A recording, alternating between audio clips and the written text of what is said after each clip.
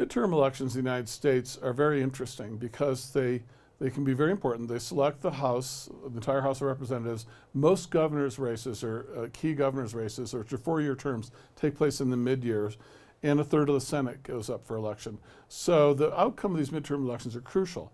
But what's striking about midterm elections, and what's almost never talked about in the mainstream press in the United States, is the voter participation rate plummets between presidential years and midterms. So in 2008 or 2012, between 52 and 56% or 58% of Americans over 18 vote. Slightly over half. Now, again, in most European or in Ecuador or Venezuela, that sort of turnout would be considered a scandal. The election would be considered probably fraudulent. But in America, we hold parades when it gets that high. In off-year elections, it goes down depending on the state, but nationally it goes down in the 40% range. Some states it's in the low 30s. So less than a third of the eligible voters are voting.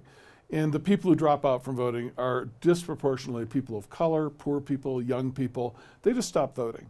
And it's older, richer, whiter people who are the voting base, and not even a high percentage of them necessarily.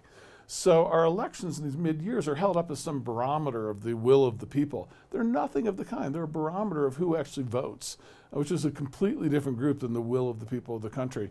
And so it's sort of, if you think Americans were absolutely schizophrenic if you don't understand that. How could suddenly in 2008 everyone's voting Democrat, 2010 they switch over to vote for these ultra right-wing Republicans, 2012 they're back voting Democrat, 2014 they're back voting for Republicans. It doesn't happen like that. They're voting for the same people each time. It's just that Democrats stop voting in the midterms because a lot of their votes come from poor people, young people.